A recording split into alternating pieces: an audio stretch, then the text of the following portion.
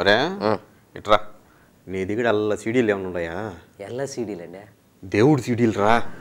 సంపూర్ణ రామాయణం, దేవి మహత్యం, వెంకటేశ్వర వైభవం ఇయే కదండి దేవుడి సీడీలు అంటే. అవి కాదురా ఎదవా, ఇంట్లో సీక్రెట్గా వేసుకొని చూస్తారే ఆ సీడీలు. ఓహో, రతిలీలలు, సృష్టి రహస్యం, మన్మథ సామ్రాజ్యం, బ్లూ క్రాస్ ఫిల్మ్లు అయ్యే కదా. ఆమెను ఎందుకు తీసుకొస్తావు ఇప్పుడా? నేనేమని తీసుకొచ్చానండి? బ్లూ క్రాస్ అన్నావు కదా, అంటే అమ్మలా వచ్చేస్తుంది. అమ్మ ఆమె వస్తే కష్టమేనండు. బ్లూ ఫిల్మ్లు అంటారు అయ్యి. అయ్యి అయినా ఇప్పుడు వాటికి అంత సీక్రెట్ గా అడగడం ఎందుకంటే నాకు అర్థం కాలేదా? ఇప్పుడు అవి ఎంత పబ్లిక్ అయిపోయినాయండి. అయ్యేంద్రా పబ్లిక్ అయ్యేదా? ఏంది మీకు ఇంకా తెలిసినట్లేదా? వరే వరే వరే, ఇప్పుడు ఆ ఎవడు ఇళ్లలో సీక్రెట్ గా చూడటంలా, అంతా పబ్లిక్ ప్లేసుల్లోనే చూస్తున్నారు. అసెంబ్లీలోనే చూసేస్తుంటే. ఏ అసెంబ్లీలో చూసారా? కర్ణాటక అసెంబ్లీలో అండే. అంటే స్పీకర్ తెరగట్టేల కోసం వేసాడా? స్పెషల్ స్కీమ్ పెట్టి రతి మన్మథ సామ్రాజ్యం అని. ఏంటంటే నాకు అర్థం కాలేదు. స్పీకర్ అయింది నాకు అర్థం కాలేదు వేసేది. కాదులేరా, ప్రతిపక్షాల వాకౌట్ అని చెప్పి లేచిపోయి వెళ్ళిపోతుంటా వాళ్ళని వెళ్ళనీయకుండా ఇట్టడిది ఏమన్నా వేసాడేమోనని స్కీములు పెట్టి. ఏందండి అట్టగానే వేసారనుకో అసెంబ్లీలో ఆడ ఎమ్మెల్యేలు మగ ఎమ్మెల్యేలకి లింకులు ఏర్పడిపోతాయి. అయినా నాకు అర్థం కాంది, బ్రహ్మాండంగా చూస్తుంటే ఇప్పుడు అసెంబ్లీలోనే 2 మంత్రులు చూశారు. ఎవరు చూసారా? మంత్రులు అండి. ఒక ఆయన పేరు అదేందో చెప్పాడు, సహకార శాఖ మంత్రి అంటే ఆయన లక్ష్మణ్ సవది. పేరు బ్రహ్మాండంగా ఉంది. శ్రీరామచంద్రుడి తమ్ముడు పేరు లక్ష్మణుడు. గుణమే గుడిచేడుతున్నట్టుంది బ్లూ ఫిల్మ్లు చూసేది. అది కాదండి, ఇంకొక ఆయన పేరేమో సిసి పాటిల్ అంట. ఆయన మహిళా సంక్షేమ శాఖ మంత్రి. ఈయన బ్లూ ఫిల్మ్ చూస్తా సెల్ ఫోన్ లో మహిళా సంక్షేమం గురించి ఆలోచిస్తున్నట్టున్నాడండి. అయినా వాళ్ళకి ఆ బ్లూ ఫిల్మ్లు ఎవరు ఇచ్చుంటారు? సీఎం పంపించుంటాడు. నాకు తెలుసా? లేకపోతే నన్ను అడగతారు ఎవరు పంపించారన్న? ఎవడో పనికి మనలోడు మీ బొట్టోడు పంపించుంటాడు. అట్ట కాదండి, మర్చిపోయా. అసలు ఎవరో వాళ్ళ సహచార మంత్రేనంట పంపించింది. అయ్యోరావు, ఈ లెక్కను చూస్తే కర్ణాటక మంత్రులందరి దగ్గర ఈ బ్లూ ఫిల్మ్ ఉన్నట్టుందండి సెల్ ఫోన్ లా. ఒరే అట్టని ఇంట్లో కదంట సీక్రెట్ గా వేసుకొని చూడాల్సిందా? ఆగలేకపోయి ఉంటారండి. టెన్షన్, దొంగ దొంగ సచ్చిన వల్ల టెన్షన్. మీరు ఆగుతున్నారా? టెన్షన్ కి రత్తాలు దాకపోయేదా? అదే అందుకని వాళ్ళు ఆగలేకపోయి ఉంటారండి. అట్టానే ఇళ్లలో వేసుకొని చూస్తాడంటే ఎవడన్నా పెళ్ళం చెప్తా కొట్టమని. నాకు అర్థం కాలేదా? ఇంటికన్నా అసెంబ్లీ 10 అనుకున్నారు, ఆడ చూడటం మొదలు పెట్టారండి వాళ్ళు. అయినా ఎందుకంటే అక్కడ చర్చ జరుగుతుంది అసెంబ్లీలో. ఏం చర్చ? కర్ణాటకలోనంట ఎవడో పాకిస్తాన్ జెండా ఎగరేసాడంట పనికి మాలినోడు. అదంట చర్చ. వీళ్ళకి బోరు కొట్టి బ్లూ ఫిల్మ్ చూసారా? బొక్క బాగా దొరికిపోయారు మీడియాకి. అయినా వీళ్ళని ప్రజలు ఓట్లేసి గెలిపించి మంత్రులను చేసింది దీనికోసమా? పోయి ఏదైనా సమస్యలు మాట్లాడండి రా అసెంబ్లీలో అని చెప్తే వీళ్ళు పోయి బ్లూ ఫిల్మ్ చూస్తుంటారు. వాళ్ళకి కూడా సమస్య అది. టయానికి అది చూడకపోతే వాళ్ళకి కూడా సమస్య కాదు. నాకు అర్థం కాలేదా? ఏం వాళ్ళు మాత్రం మనుషులు కదా? వాళ్ళు అన్నం తింటాం లేదా? వాళ్ళు మగవాళ్ళు కదా? లేకపోతే ఉప్పు కారం తింటాం లేదా? నాకు అర్థం కాలేదా? వాళ్ళకి కూడా సమస్య. ఇప్పుడు డ్రగ్స్ వాడే వాళ్ళు ఉన్నారు, వాడు కయానికి అది గుచ్చుకోలేదనుకో వాడికి సమస్య. అట్లా వీళ్ళు కూడా ఏడున్నా అసెంబ్లీలో ఉన్నా టయానికి అది చూడలేదనుకో బ్లూ ఫిల్మ్ సమస్య కదా? నువ్వు ఎన్నైనా చెప్పురా, అంతలా హోదాలో ఉండే ఇట్లాంటి చెత్త పనులు చేయటం తప్పు. ఏందంటే వాదా? నాకు అర్థం కాలేదా? వాదాలో ఉండేవాళ్ళు కాపురాలు చేయరా? పిల్లల్ని కనరా? అట్ట అనుకోనంటే మీరు చెప్పినట్టు వాదా అనే అసలు నెహ్రూ కుటుంబం ఆడే ఆగిపోయి ఉండేది. ఇందిరాగాంధీ లేదు, రాజీవ్ గాంధీ లేడు, సోనియా గాంధీ లేదు, ఆడే ఆగిపోయి ఉండేది. ఏందో మీరు అట్ట చెప్తారు. ఏమైనా ఎమ్మెల్యేలు ఆ పని చేయటం తప్పురా. ఏంది ఎమ్మెల్యేలు ఆ పని చేయటం తప్పు? మనకు గవర్నర్ గా ఒక ఆయన పని చేసాడు, గుర్తుందా? ఎవరు? మాజీ గవర్నర్ పెద్ద ఆయన తివారీ. ఆయనకి ఎన్నేళ్ళ? 80 పైనే ఉంటాయి. 80 పైన ఉన్న ఆయనే గవర్నర్ పోస్ట్ లో ఉన్న ఆయనే రాజ్ భవన్ లో లైవ్ షో చేసాడండి. వీళ్ళు ఆఫ్టర్ ఆల్ వీడియో చూసారు పాపం. నిజమే రో. రగులుతోంది మొగలి పొద,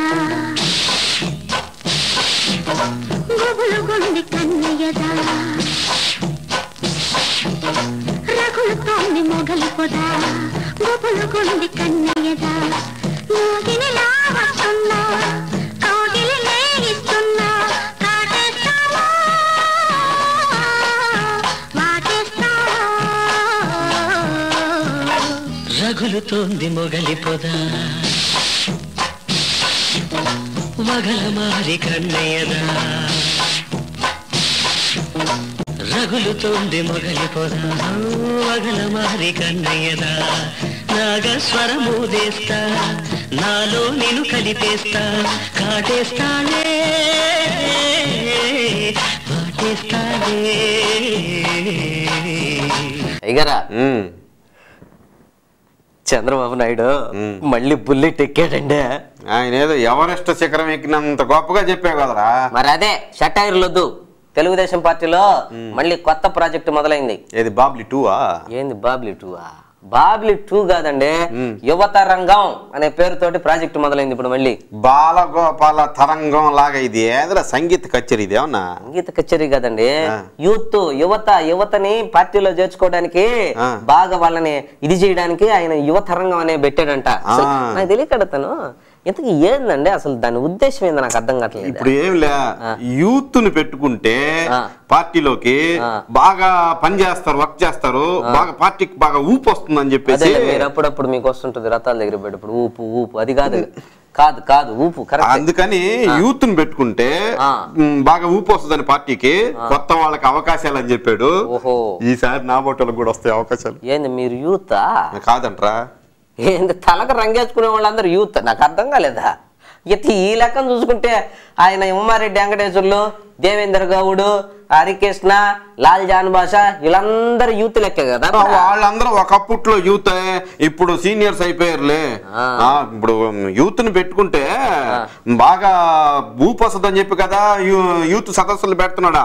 కష్టపడి తిరుగుతున్నాడా. ఇప్పుడు విజయవాడలో పెట్టాడు, విశాఖపట్నంలో పెట్టాడు, తిరుపతిలో పెట్టాడు, హైదరాబాద్ లో పెట్టాడు యూత్ సదస్సులా. యూత్ కి 33% రాయితీ కూడా ప్రకటించాడు. రాయితీ కాదు అది, ఎంత పెద్ద తెలిసినట్టు చెప్పేస్తున్నారు ఆయన. 33% రిజర్వేషన్ అంటే వాళ్ళకి కూడా 33% పార్టీలో ఆయనకి ఎమ్మెల్యేలు సీట్లు ఇస్తారు కదా, అయ్యి ఎంత పెద్ద తెలిసినట్టు. రాయితీ కాదు అది. రాయితీ అంటే గొట్టలంగల్లో ఇచ్చేది రాయితీ, ఇది గొట్టలంగడి. ఇదేమన్నా తెలుగుదేశం పార్టీ 33% రిజర్వేషన్ అంటారు. అది నాకు తెలియక అడుగుతానండి. ఇటేమో యూత్ కి 33% రిజర్వేషన్ ఇచ్చా, అటేమో 50% మహిళలకు రిజర్వేషన్ ఇచ్చా, ఇంకా మిగిలింది 17% ముసలిళ్ళకి. ఆయన ఎందుకు నాకు అర్థం కావటం లేదు. చంద్రబాబు నాయుడు ఎంత కష్టపడుతున్నాడు అండి. ఒరే, చంద్రబాబు నాయుడు అందరికి సామాన్య న్యాయం చేస్తాడు, నువ్వు ఏం దిగులు పడబడలే. ఎందుకు కష్టపడుతున్నాడు చెప్పేదా? 2014లో ముఖ్యమంత్రి పదవి కోసం. ముఖ్యమంత్రి పదవి కోసం అయితే అసలు చంద్రబాబు నాయుడు కష్టపడనే పడలేదండి. కష్టపడకపోతే ఎట్ట వస్తుందిరా? మొదలైంది కుమ్ములాట కాంగ్రెస్ పార్టీలో. ఒక పక్క డిఎల్ రవీంద్రారెడ్డి, ఇంకో పక్క ఉప ముఖ్యమంత్రి దామోదర్ రాజ నరసింహ, ఇంకొక పక్క మోపిదేవి వెంకటరమణ, వీళ్ళందరూ ఎత్తుకొని ఉన్నారండి. ఏంద్ర ఎత్తుకొని ఉండేది అంటే చంద్రబాబు నాయుడు కిరణ్ కుమార్ రెడ్డి మీదకి ఎత్తుకొని ఉన్నారు తగుకి. వీళ్ళంతా కొట్టుకుంటారా. 2014లో చంద్రబాబు నాయుడు చేతికి బంగారు పువ్వుల్లో పెట్టి ముఖ్యమంత్రి పదవి తీసుకొచ్చిస్తారండి. అంతేనంట? అంతే. అయితే ఓకే.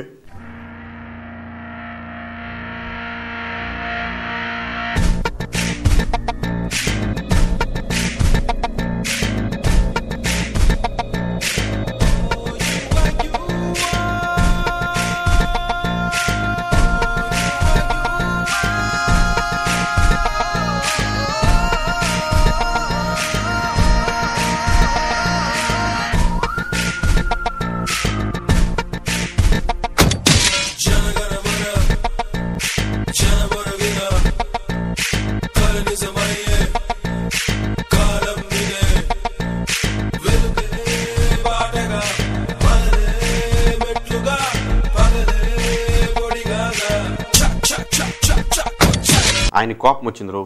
ఎప్పుడండి రిలీజ్ అయిందిరా?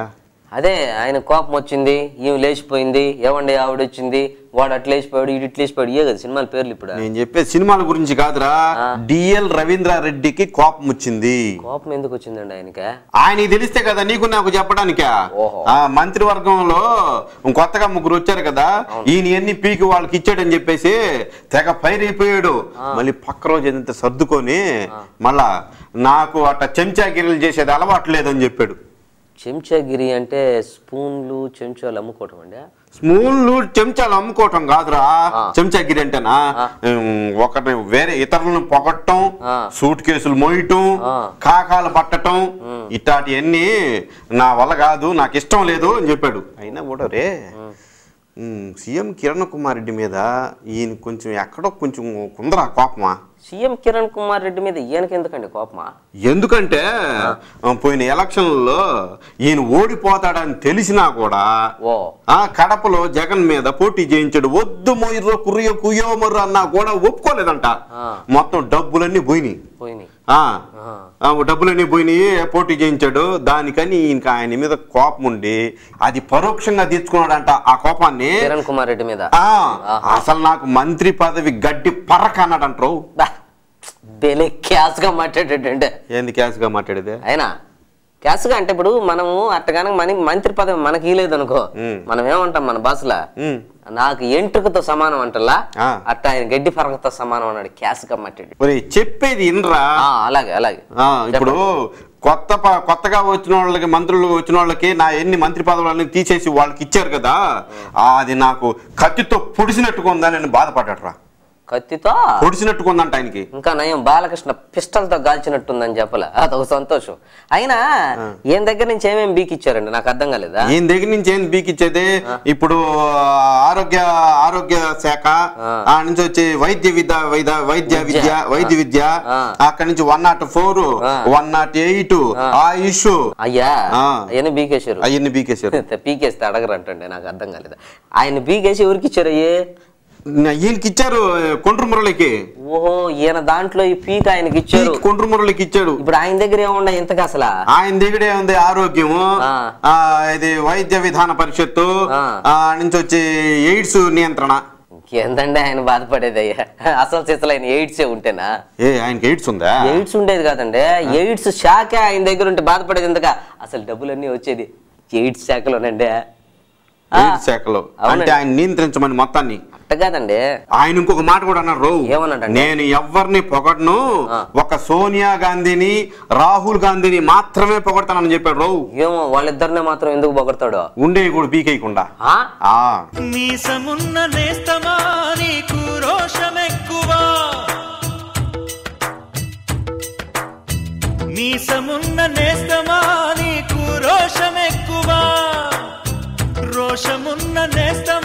నీకు కోపమెక్కువా, కోపమెక్కువా కానీ మనసు మక్కువా, స్నేహానికి చలికాడా దోస్తీకి సరిజోడా, ఏళ్ళెదిగిన పసివాడా ఎన్నటికీ నిన్ను వీడా, నీసమున్న నేస్తమా. అయ్యగారా చికెన్ నారాయణ అస్సలు మారలేదండి. ఏం మారాలరా? ముంబై పోయి సెక్స్ మార్పిడి ఏమన్నా చేయించుకొని రావాలా? నేననేది అది కాదండి, ఆయనకి అసలు ఏమీ తగ్గలేదంటున్నా. ఏం ఆరోగ్యం అన్న బాగలేదేందిరా?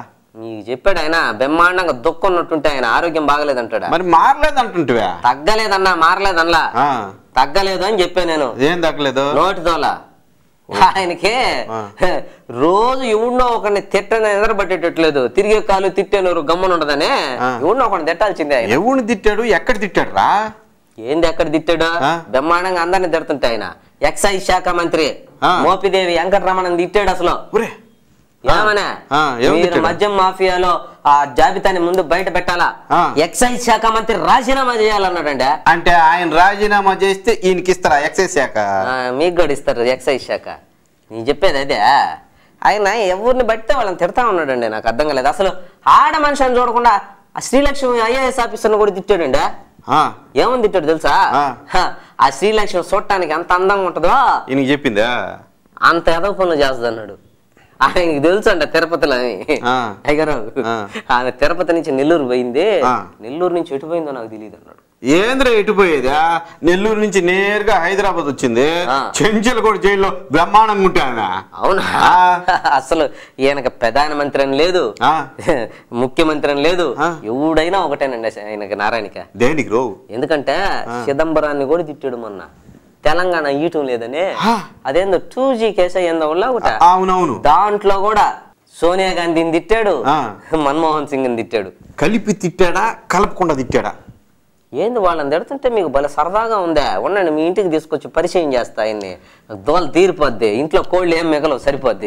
నువ్వు ఆయన తీసుకురావద్దు, నాకు పరిచయం చేయొద్దు కానీ ఒరే పాపం ఆయన పేదల కోసం జైలుకి కూడా వెళ్తానని చెప్పాడు.